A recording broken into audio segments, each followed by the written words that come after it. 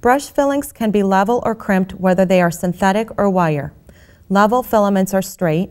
Crimped filaments have a wave to them, which is defined by the number of waves per inch and the depth of the wave, known as amplitude. The purpose of this is to spread the filaments away from each other, making the brush bushier. This is important in many applications, especially in cylinder brushes where the brush face needs to appear as a single surface and not a spiral wound.